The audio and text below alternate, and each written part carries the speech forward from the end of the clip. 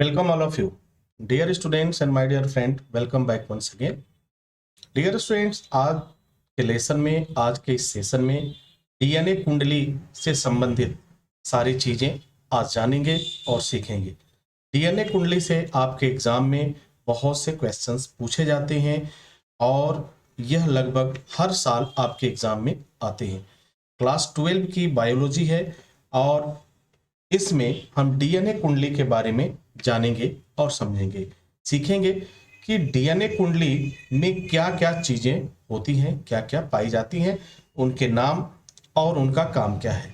Okay, तो DNA कुंडली का जिक्र जो है पिछली क्लास में किया गया था और उसमें से कुछ चीजें जो सामने हमारे आती हैं। एक वर्ड आता है हिस्टोन। हिस्टोन किसे कहते हैं, हिस्टोन क्या होता है? तो हिस्टोन के बारे में जब भी चर्चा होती है तो हम इसे कह सकते हैं कि डीएनए में धनात्मक आवेशित क्षारीय प्रोटीन का समूह होता है जिसे हिस्टोन कहा जाता है। ये हिस्टोन कहाँ, ये जितनी भी आज बातें होंगी वो डीएनए कुंडली से संबंधित है। तो डीएनए में धनात्मक आवेशित क्षारीय प्रोटीन का समूह होता है। किसका होता है? क्षारीय प्रोटीन का समूह होता है जिसे क्या कहा जाता है? हिस्टोन कहा जाता है। और कैसे दिखता है अगर हम इसकी बात करें तो हिस्टोन कुछ इस तरीके से दिखाई देता है। ओके, चलिए दूसरा हमारे पास जो है शब्द है हिस्टोन अष्टक। अब हिस्टोन अष्टक क्या होता है इसको भी जान लेते हैं। हिस्टोन अष्टक भी आपके डीएनए से संबंधित है। तो जब हिस्टोन व्यवस्थित होकर 8 हिस्टोन अणुओं की इकाई बनाता है तो उसे हिस्टोन अष्टक कहा जाता है या उसे हिस्टोन अष्टक के नाम से जाना जाता है। हिस्टोन अष्टक कुछ इस तरीके का दिखाई देता है। ठीक है, समझ रहे हैं? हिस्टोन अष्टक की जब भी बात आए तो आप ये उसमें जरूर इस वर्ड को आपको शामिल करना है कि 8 हिस्टोन अणुओं की इकाई, ठीक है, बनाता है, वही क्या कहलाता है? हिस्टोन अष्टक। अष्टक का मतलब ही होता है 8, यानी जब हिस्टोन 8 की संख्या में एक साथ एक इकाई बनाए, अणुओं की इकाई बनाए, तो उसे आप क्या कहेंगे? हिस्टोन अष्टक कहा जाएगा।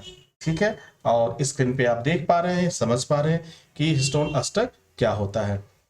ओके, अगला पॉइंट आएगा हमारा न्यूक्लियोसोम। न्यूक्लियोसोम क्या है? न्यूक्लियोसोम के बारे में जब चर्चा होगी तो आप के सामने कुछ इस तरह की बातें आएंगी। जब धनात्मक आवेशित हिस्टोन अष्टक के चारों तरफ से ऋणात्मक आवेशित डीएनए सटा होता है जिसे न्यूक्लियोसोम कहते हैं। यानी जब धनात्मक आवेशित हिस्टोन क्या होता है? अष्टक। जब धनात्मक आवेशित हिस्टोन होगा और जो अष्टक होगा उसके चारों तरफ से ऋणात्मक आवेशित डीएनए क्या होते हैं? सटे होते हैं। और ये जो ऋणात्मक आवेशित डीएनए जो सटे होते हैं इन्हें ही न्यूक्लियोसोम कहा जाता है। क्या कहा जाता है? न्यूक्लियोसोम कहा जाता है। अब देखिए, एक प्रारूपी न्यूक्लियोसोम में 200 क्षार युग्म की डीएनए कुंडली होती है। कितनी होती है? 200 क्षार युग्म की डीएनए कुंडली होती है। ठीक है, और न्यूक्लियोसोम कुछ इस तरीके से दिखाई देता है। ठीक है, आई होप कि आप इस चीज को समझ पा रहे होंगे।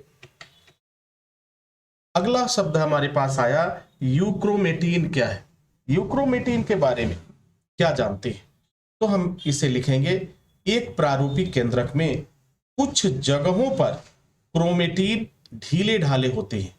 क्या होते हैं? ढीले ढाले होते हैं, जिन्हें हम यूक्रोमेटिन कहते हैं।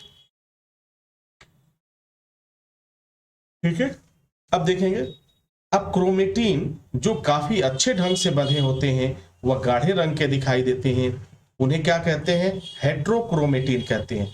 तो डियर स्टूडेंट्स, आपसे क्वेश्चन बन सकता है, जितने वर्ड हैं इन सब पर क्वेश्चन बनता है। तो यूक्रोमेटिन क्या है ये आप जान गए, हेट्रोक्रोमेटिन किसे कहेंगे ये भी आप जान गए, और इनकी इमेज कुछ जो है इस तरह की दिखाई देती है। ये क्रोमेटिन की इमेज है, आप इसे ऐसे दे सकते हैं, देख सकते हैं। तो डियर स्टूडेंट, आई होप कि ये सारी चीजें आपके लिए काफी फायदेमंद साबित हुई होंगी। एक एक चीज को कोशिश करिएगा अपने जेहन में बिठाने की हर चीज, ताकि आप इसको और बेहतर तरीके से समझ पाए। ठीक है, तो आज जो हम लोगों ने चर्चा किया वह चर्चा किया हिस्टोन, हिस्टोन अष्टक, न्यूक्लियोसोम, ठीक है, क्रोमेटिन, ये तमाम टॉपिक्स रहे और बहुत ही स्वीट एंड सॉफ्ट आंसर देने का कोशिश किया मैंने, ताकि आपको याद भी हो जाए और एग्जाम में आपके अच्छे नंबर मिले। Wish you all the best. Thank you for watching, thank you for learning.